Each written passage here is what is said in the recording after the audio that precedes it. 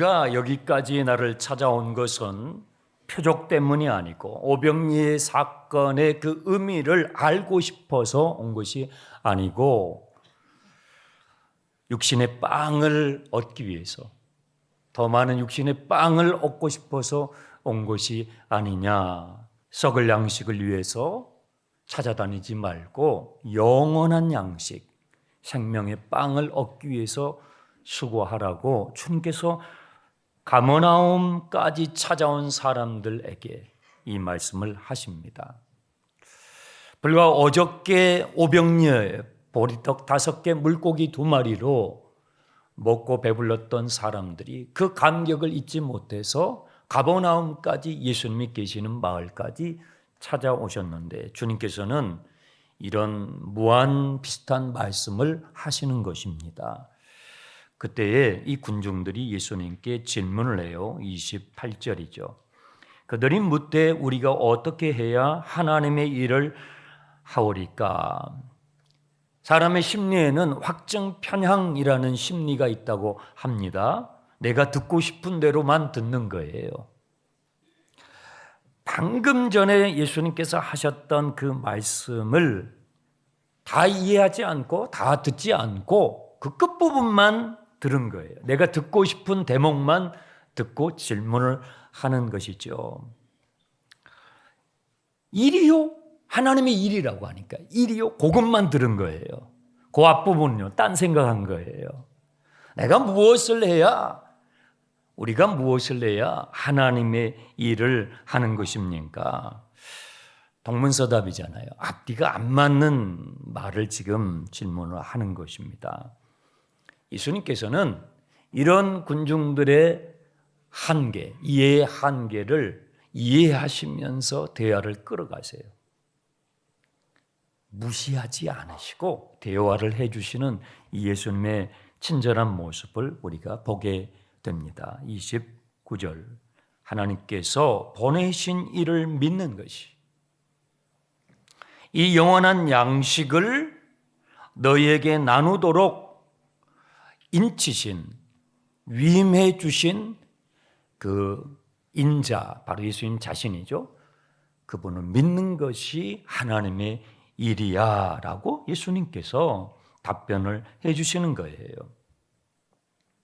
여러분, 한 주간 동안 어떤 일을 하면서 사셨습니까? 여러분은 무엇이 하나님의 일이라고 생각하십니까? 사람들은요, 하나님의 일이라고 했을 때에 어떤 행동, 행위를 떠올립니다. 예를 들면 이렇게 예배를 드린다든지 찬양을 한다든지 또 기도를 한다든지 전도를 한다든지 봉사를 한다든지 하는 그런 행위를 우리는 하나님의 일이라고 생각을 합니다. 그래서 우리 성경책에는 마치 단수형처럼 번역이 되어 있지만 원문은 복수형입니다. 28절에 우리가 어떻게 해야 하나님의 일들을 하겠습니까? 원문은 복수형입니다. 사람들은 하나님의 일이라고 할 때 어떤 행위를 떠올리기 때문에 그런 것이죠. 그런데 예수님께서는 이러한 사람들의 질문에 대해서 단수형으로 답변을 하셔요. 하나님께서 보내주신 일을 믿는 것, 그것이 유일한 하나님의 일이지. 하나님의 일은 예수 그리스도로 말미암아 하신 그 일을 우리가 믿는 것이 하나님의 일인 것입니다. 여러분, 그냥 예배 드리는 것이 하나님의 일이 아니고요. 예수 그리스도를 믿음으로 예배하는 것이 하나님의 일인 것입니다. 그냥 찬양하는 것이 하나님의 일이 아니고 예수 그리스도께서 나를 위해서 오신 바로 그 그리스도이심을 믿고 찬양할 때 그것이 하나님의 일이 되는 것입니다. 우리가 기도할 때, 봉사할 때, 전도할 때 그 예수 그리스도를 나의 주로 믿고 할 때 그것은 하나님의 일이 되는 것입니다. 여러분이 가정에서 가사를 하고 여러분이 직장에서 직장의 일을 할 때에도 바로 거기에서 예수 그리스도께서 나를 위해 오신 그리스도이심을 믿음으로 그 일을 한다면 여러분은요, 하나님의 일을 하고 있는 것입니다. 그런데요, 저처럼 신학을 공부하고 목회자가 돼가지고 이렇게 목회를 하는 사람도 제 마음에 예수 그리스도를 믿는 믿음 없이 만약에 이 일을 하고 있다면 저는 하나님의 일을 하고 있는 것이 아니라는 것입니다. 그냥 사람의 일, 인간의 일을 하고 있을 뿐이라는 것이죠. 그러므로 우리의 신앙과 우리의 일상은 분리되지 않습니다. 교회 안에서의 우리의 생활과 교회 밖에서의 삶이 결코 나뉠 수 없음을 주님께서 말씀해 주시는 것이죠. 30절에 두 번째 질문을 합니다. 그들이 묻되 그러면 우리가 보고 당신을 믿도록 행하시는 표적은 무엇입니까? 하시는 일이 무엇입니까? 기록된 바 구약 성경에 기록되어 있기를 하늘에서 그들에게 떡을 주어 먹게 하였다 함과 같이 우리 조상들은 광야에서 만나를 먹었습니다. 며칠 먹었죠? 40년을 먹었습니다. 우리가 당신이 하나님께서 보내신 자인 것을 더 확실히 믿고 싶은데요. 그러면 보여줄 또 다른 표적이 있습니까? 그 말이에요. 모세는 하늘로부터 만나를 내려서 그 광야에 출애굽한 이스라엘 자손들을 무려 40년 동안 매일 먹였는데 당신은 어저께 어린아이의 보리빵 5개와 물고기 2마리로 5,000명을 먹였지 않습니까? 그러면 당신이 모세보다 좀 못한 것 같은데 당신이 정말 모세와 같은 그런 존재면, 아니 모세보다 더 큰 존재면 우리가 그것을 믿을 수 있도록 보여줄 또 다른 표적이 없습니까? 라고 묻는 것입니다. 이 질문에 대해서 주님께서 32절에 내가 진실로 진실로 너희에게 이르노니 모세가 너희들에게 하늘로부터 떡을 준 것이 아니라 내 아버지께서 너희에게 하늘로부터 참 떡을 진정한 빵을 주시나니. 제가 이 떡이라는 표현을 빵이라고 바꿔서 설교하고 있는 이유에 대해서 말씀을 드렸죠. 유대인들에게 주식은 떡이 아니라 빵이기 때문에 그런 것입니다. 성경을 한국말로 우리말로 번역을 할 때 그때는 빵이 흔하지 않았어요. 그러다 보니까 떡이라고 이 번역을 한국말로 해놓은 것입니다. 원문에 가깝게 이해하기 위해서는 빵으로 번역하는 것이 더 적절한 것이죠. 모세가 만나를 내려준 것이 아니고 내 아버지 하나님께서 내려주신 것이지. 그 만나의 사건은 하늘로부터 진정한 빵을 주시겠다는 예고편이야 라는 말씀이에요. 하늘에서 내려서 이 세상에 생명을 주시는 그 빵이 하나님께서 우리에게 주기를 원하시는 진짜 빵이라는 거예요. 네. 그러니까 이 말을 들은 군중들의 눈이 동그래졌어요. 네. 34절에 눈이 동그래졌던 말은 없어요. 그런데 제가 묵상을 하다 보니까 여기서 이 대목에서는 눈이 동그래진 거예요. 네? 하늘에서 내려와서 이 세상 사람들에게 생명을 주는 빵이요? 그런 빵이 있습니까? 그런 빵이 있다면 주십시오. 저희들이 매일 그 빵을 먹을 수 있도록 주십시오. 그 내용이 34절이에요. 하루만이 아니라 그런 빵이 있다면 저희들에게 매일 먹을 수 있도록 주십시오. 이때 예수님께서 마침내 오병이의 사건을 행하셨던 진짜 목적지에 도달합니다. 35절이 바로 그 구절이에요. 우리 다 같이 읽어보겠습니다. 예수께서 이르시되 나는 생명의 떡이니 내게 오는 자는 결코 줄이지 아니할 터이요 나를 믿는 자는 영원히 목마르지 아니하리라. 헬라어로 에고 에이미 호 아르토스테스 조에라는 말씀입니다. 내가 바로 그 빵이야. 내가 바로 그 빵이야. 하늘로부터 이 세상에 내려와 모든 사람에게 생명을 주는 진정한 빵, 그 빵은 바로 나야라고 주님께서 말씀하시는 거지요. 내게 오는 자는 결코 줄이거나 결코 목마르지 않을 거야. 영혼의 배고픔과 영혼의 갈증이 사라지게 될 거야. 여러분, 예수님께서 호주머니를 열어서 아니면 저기에 있는 어떤 빵 주머니, 그죠? 빵 부대를 가져와서 열어서 거기에서 번쩍번쩍 황금처럼 큰 황금 덩어리만한 빵을 다 끄집어내 가지고 이것이 바로 생명의 빵이야라고 줄 알았거든요. 사람들은. 하늘에서 내려와서 우리에게 생명을 주는 빵이 있다고 하니까 그런 빵을 기대했던 사람들은요, 내가 바로 그 생명의 빵이야라고 예수님 자신을 가리켜서 말씀할 때에 거기에 있는 군중들이 알아먹었을까요? 못 알아먹죠. 어떻게 알아먹겠습니까?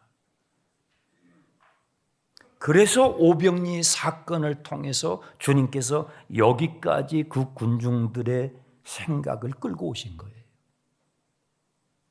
그 오병리의 사건을 통해서 정말로 가르쳐주고 싶으셨던 복음, 기쁜 소식 메시지는 바로 35절, 내가 바로 그 빵이야. 주님의 말씀을 따라서 주님께서 행하셨던 행동을 이해하려고 해야 하는데요, 자신들의 욕망을 따라서 주님이 행하셨던 행동을 이해하려고 하니까 못 알아듣는 거예요. 그렇죠. 주님이 행하셨던 그 오병리의 사건을 주님께서 지금 해석해 주시는 주님의 말씀을 따라서 이해해 가야 그 올바른 의미를 캐치할 수 있는데, 자기들의 욕망을 따라서 지금 듣고 있으니까 듣고 있어도 못 듣고 보고 있어도 보질 못하는 거예요. 네, 우리도 그럴 때가 많잖아요. 못 알아듣는 거예요. 그러면 이 생명의 빵은 누가 대체 먹을 수 있을까요? 37절 보세요. 아버지께서 내게 주시는 자는 다 내게로 올 것이요 내게 오는 자는 내가 결코 내쫓지 아니하리라. 하나님 아버지께서 나에게 보내주신 자, 그 사람은 이 빵을 먹는데요, 그는 결코 내쫓김을 당하지 않고 이 생명의 빵을 먹는다는 것입니다. 38절, 내가 하늘에서 내려온 것은 못 알아듣죠. 어떻게 땅의 영역에 땅의 일에 몰두해 있는 사람들이 하늘의 영역의 것을 말씀하니 그 하늘의 차원의 말씀을 해주시는데 알아먹겠습니까? 그래도 주님은 지금 말씀하셔요. 내가 하늘에서 내려온 것은 내 뜻을 행하려 함이 아니라 아버지의 뜻을, 이 아버지의 뜻을 행하려 왔지. 나를 보내신 하나님의 뜻은 나에게 주신 자 중에 내가 하나도 잃어버리지 아니하고, 유대인이든지 이방인이든지 한국 사람이든 우리 장로님 기도하시는 북한 사람이든 중국 사람이든 미국 사람이든 어떤 사람이든 간에 누구든지죠.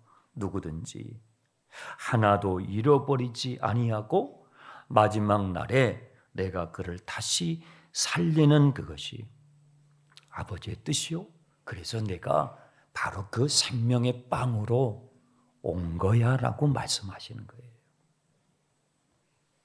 여기에 39절에 나와 있는 하나도 잃어버리지 아니하고, 여기 이 단어 헬라어로 아폴림이라는 이 단어를 주님께서 오병이의 사건 때 사용하셨었어요. 다 배불리 먹고 나서 남은 조각을 하나도 남기지 않고 버리지 말고 모으라고 말씀하시죠.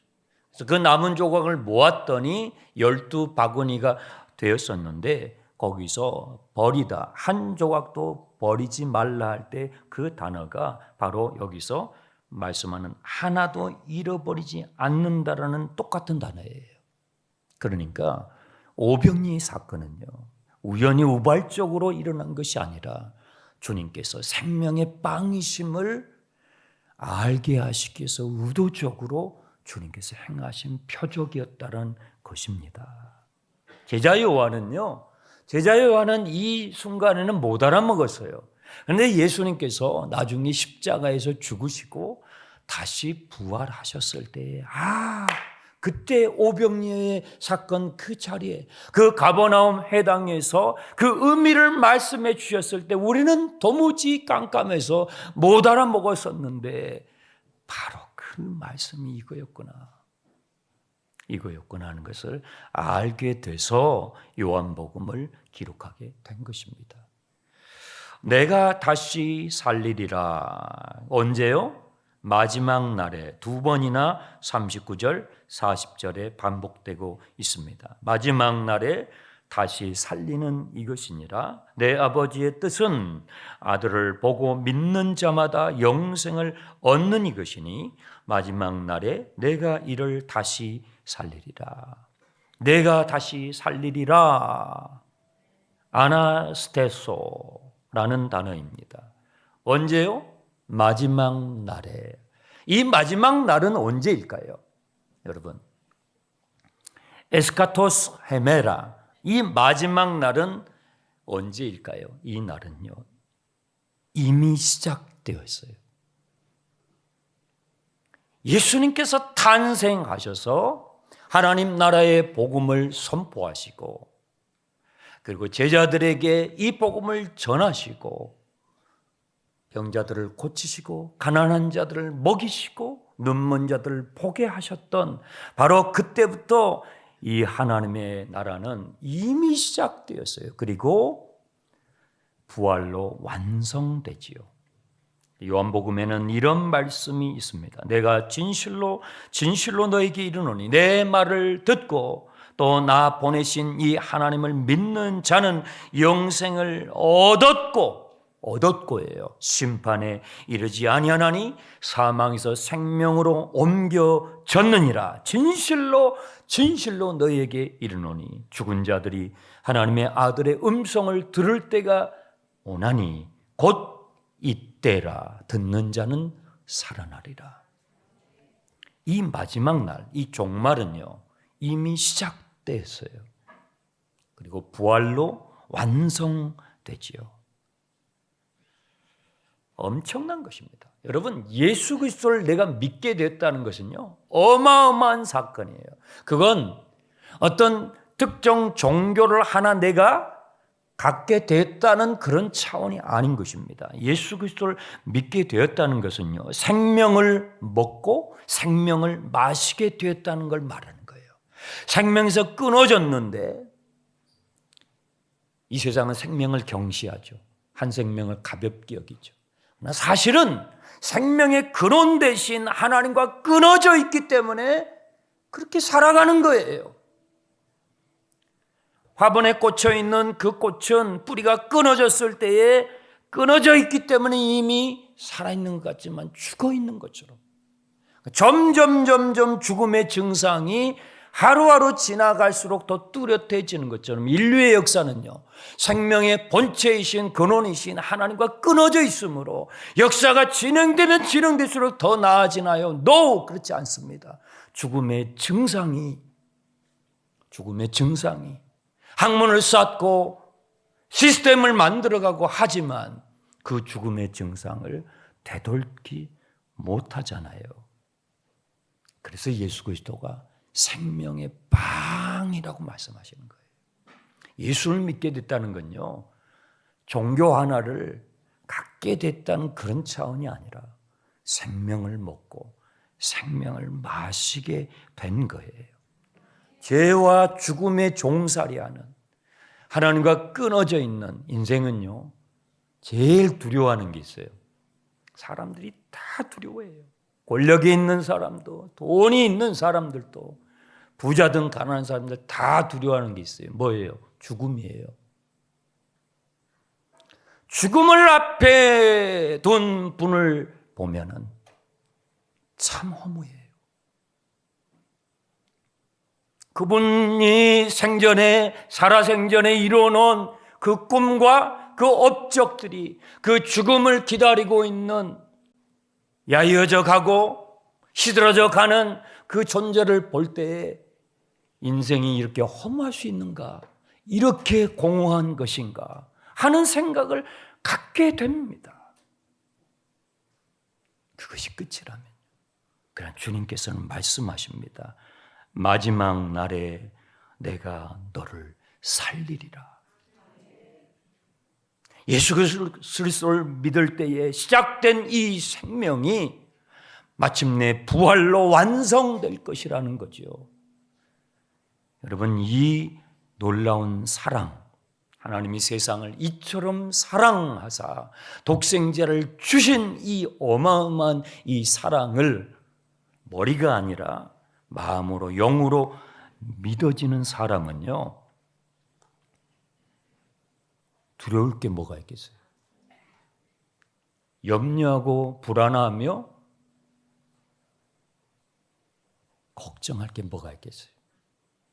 내 주위에서, 내 앞에서 새해에 어떤 어마어마한 큰 난리가 일어난다 할지라도, 그래서 설령 여러분이 죽게 되었다 할지라도, 죽어서 여러분이 썩고 여러분이 먼지가 된다 할지라도 두려울 게 뭐가 있겠어요? 주께서 말씀하시기를 내가 마지막에 너를 다시 살리리라. 복음은, 예수 부활의 생명은 어마어마한 것입니다. 하나의 종교, 수백 천 가지의 종교 중에 그 하나의 시스템 안으로 들어가는 것이 예수 믿는 게 아니에요. 오히려 인간이 만들어 놓은 그 모든 종교적 시스템을 깨버리는 것이, 깨버리고 우리를 진정으로 자유케 하며 그 생명을 먹고 마시게 하는 것이 예수를 믿는 것입니다. 여러분, 이 사랑을 여러분의 마음으로 받아들일 수 있기 바랍니다. 이 성탄의 기쁜 소식, 그리고 이 사랑을 여러분의 가족에게 나누어 주고, 진정한 성탄의 메시지가 바로 이것이라고 전해줄 수 있는 메리 크리스마스 되시기를 주님의 이름으로 축원합니다. 기도하겠습니다. 하나님 아버지, 감사합니다. 우리에게 필요한 것은 더 많은 돈도, 더 많은 권력도, 더 많은 지식이나 인기가 아닙니다. 그러한 것이 사람을 사람답게 할 수 없고 더 나은 세상을 만들 수 없음을 저희들은 압니다. 주님이 우리의 생명의 빵으로 오셨습니다. 진정으로 우리에게 필요한, 생명이 경시되고 한 생명을 너무나 사소하게 여기는 이 세상, 생명의 본체이신 하나님과 끊어져 버린 이 세상, 우리에게 진실로 필요한 것은 이 성탄의 메시지, 주님이 생명의 빵이십니다. 주님을 먹고 마심으로 생명으로서 살아가고 한 생명을 고귀 여기며 살아가는 우리들이 되게 해 주시옵소서. 예수님의 이름으로 기도드립니다.